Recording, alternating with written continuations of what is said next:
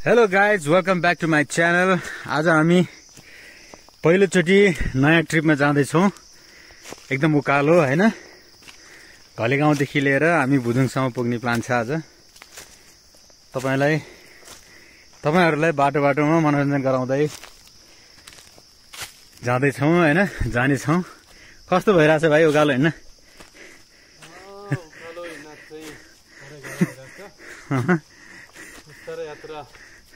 जारी छ। जुगाहरू पनि लाग्छ अरे नि बाटोतिर? जुगा लाग्छ भन्नुभएको, हामी देखाउने छौँ पक्कै नि होइन। हाम्रो दर्शकहरूलाई देखाउन जुगा कतिको लाग्दो रहेछ। ल त ल तपाईँहरू देख्न सक्नुहुन्छ कस्तो बाटो छ यहाँ है। एकदम डर लाग्दो, एकदम ठाडै भिरालो। यस्तो बाटोमा नि हाम्रो गाउँघरको बुवा मम्मीहरू घाँसबारी दाउरा गर्नुहुन्छ। साह्रै मेहनत गर्नुहुन्छ। उहाँहरूको मेहनतलाई चाहिँ एक सलुट छ।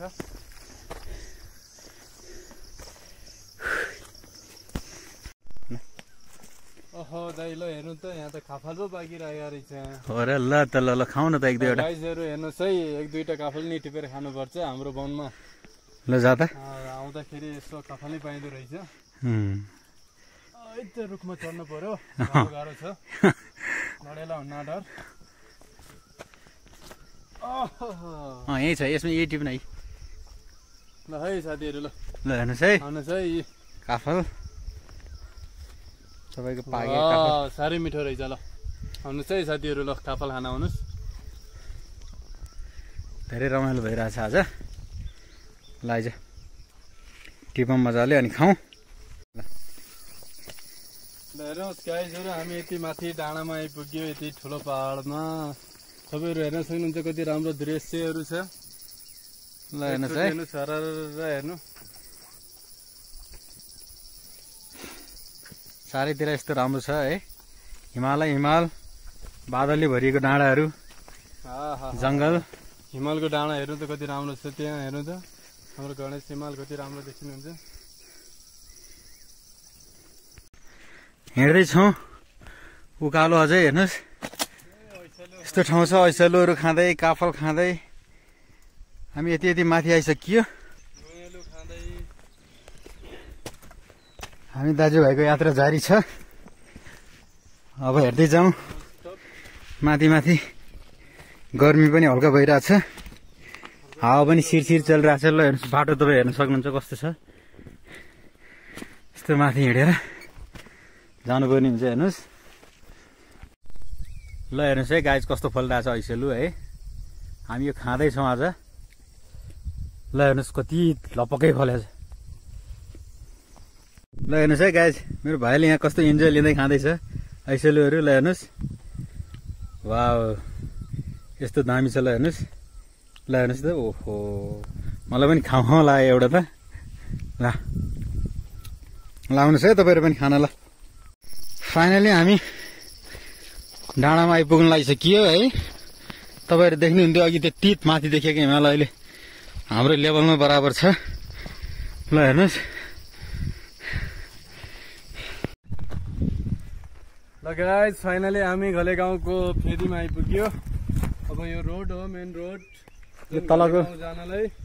यहाँबाट चाहिँ तपाईँहरू सबै भ्यू हेर्न सक्नुहुन्छ। साह्रै राम्रो भ्यू छ। हाम्रो हिमाल, लमजुङ हिमाल देख्न सकिन्छ। आज बादल लागेर देख्न सकेको छैन। गणेश हिमालको थोरै टाकुरो देखिएको छ। अनि त्यसपछि तपाईँ मस्याङदी देख्न सक्नुहुन्छ। हाम्रो प्रोजेक्ट जुन छ साह्रै राम्रो छ। तपाईँको खुदै गाउँपालिका सबै देख्न सक्नुहुन्छ। साह्रै राम्रो गाउँ। फाइनली हामी घलेगाउँतिर आइपुगिसक्यो है। ल हेर्नुहोस् तपाईँहरू घलेगाउँको दृश्य, बाख्राहरू।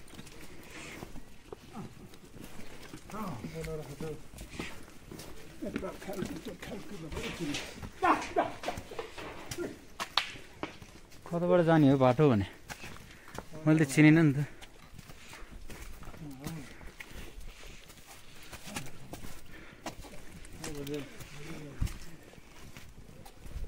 नमस्कार बाजे।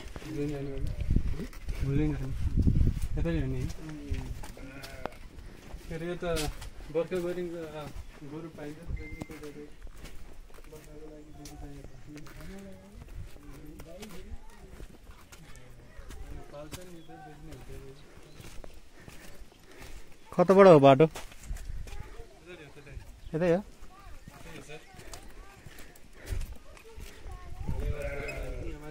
कस्तो लाग्यो त घले गाउँ तँलाई ठिक छ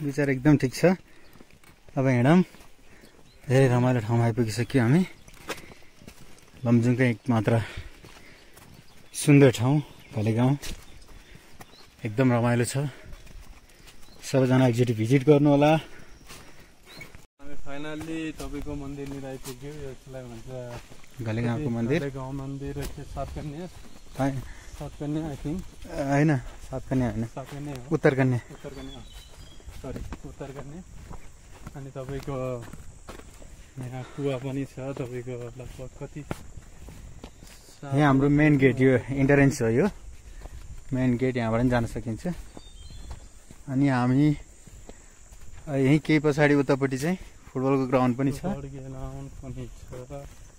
त्यहाँ हामी अहिले जाँदैनौँ अहिले हामी भुजुङतर्फ जाने बाटो गइरहेका छौँ है त्यहाँनिर देख्नुहुन्छ तपाईँले डाँडा काँडाहरू भेडीगोठ पनि त्यहाँ छ है यहाँबाट हामी भुजुङ जान्छौँ ल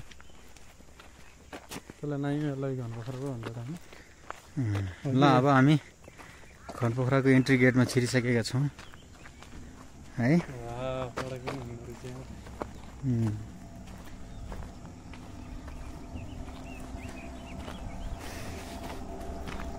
यहाँबाट हामी अब भुजुङ जाने बाटोतर्फ लाग्छौँ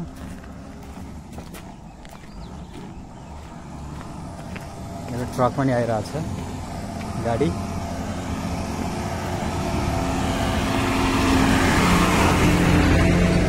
है गाइज हामी आउँदैछौँ हिँड्दैछौँ तपाईँहरूलाई मनोरञ्जन दिँदैछौँ भुजुङतर्फ जाँदैछौँ हामी तपाईँहरू हेर्न सक्नुहुन्छ भ्यूहरू एकदम अमेजिङ भ्यू छ एकदम ब्युटिफुल